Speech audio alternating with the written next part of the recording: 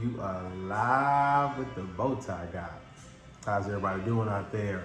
On this episode today, we're going to be talking about 50-50, slicing and dicing, going in half. You know, I've been around a couple of conversations and a couple of marriages that I've talked to and people that tell me about, how you do finances. And, I think that it's really kind of relative, however your relationship goes, with 50-50, kind of works where y'all go half on the bills, y'all go half on the rent or half on the mortgage, half on the light bill. If that works, I think that every marriage is different. I don't think that marriage is a cookie cutter thing that it has to be a certain way. But I just want to talk about to those guys that are married, thinking about getting married, already married, girlfriend, fiance. I think that there's just another sense of level of pride that you have when you don't come into a relationship like trying to get a house or trying to get stuff where you're asking a woman 50-50. I just never understood that, you know what I mean? Because really, you as the man, you're gonna have those places of that situation going on regardless. Everybody like to talk about the olden days or talk about this. We talk about back in the day, the olden days, the biblical days, the Roman days, at any time. When a man brought the woman to his home to marry him, he had something established for her. Now, she did what her part was. She played her role. She did her job. But her role was to come in and, they go half on the bills. She's struggling, he's struggling, he's doing that. No, the man went out and provided and made it happen. And that man just had a different level of respect throughout the house. He could kind of go sometimes, we know granddaddy sometimes was doing kind of what granddaddy was doing. I'm just saying. However, he was taking care of the house. The house was taken care of. The home was taken care of. I don't care if he wanted to talk to a young lady outside or whatever he had going on. I'm just saying, the home was taken care of. The bills were paid. Now, he may have brought the money home and she took care of the bills, but regardless, his money came and took care of the house.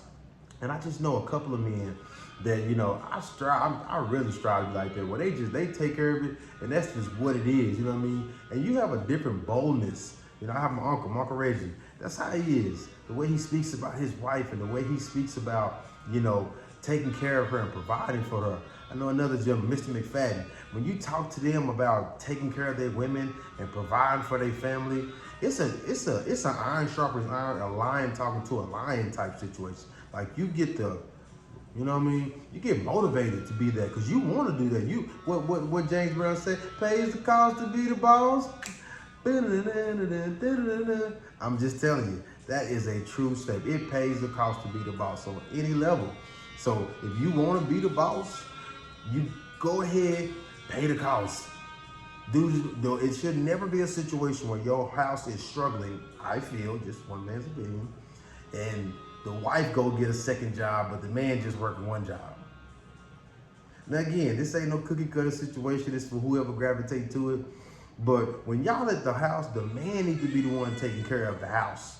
You see, the woman comes in, however y'all can position it, but you need to be the head and you need to come in and this is how we're gonna do.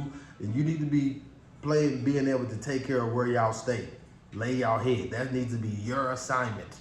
Because you are the provider, the protector. Because when she gets married, especially we talk about the Bible, the woman is leaving her family and cleaving to you. So if you ain't got nothing for us to cleave to, then where we going? What we doing? You can't get us an apartment. You can't do nothing. Brothers, we got to get it together.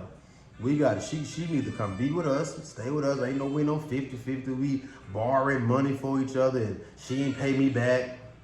Your wife, she didn't pay you back. What you mean? Y'all, your job is to take care of her. And then a good woman, that's what I always talk about. Everything I say, a good woman is going to reciprocate that and give it back to you tenfold. You ain't got to worry about what if I do this and I don't want it. Trust me. When you get you a good one, the one that's from Mother Earth, she is going to reciprocate that and give you nothing but love and joy and peace back. She's going to make whatever house you give her, she's going to make that a home. She's going to turn it into a home. Because that's just what women do. They just multiply the greatness you give them. They multiply the negative that you give them too. When you want to go 50-50, then you want them to come home and y'all want to do y'all little sexual thing. And, then she got to worry about this. You got to take that stress off of her if you can. Strive to that. That's all I'm saying. Strive to it. Take that stress off of her. You see what I mean? You go out there, you bust your butt. You go out and grind. You go out and make it happen.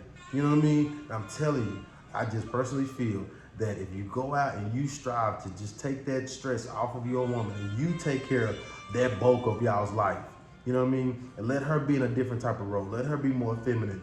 Let her money just be the savings. You know what I mean? When y'all go out of town and y'all go do something. You know, let her money be a little bit something different. You take care of where y'all lay your head. And I promise you, I think you'll have a more peaceful home.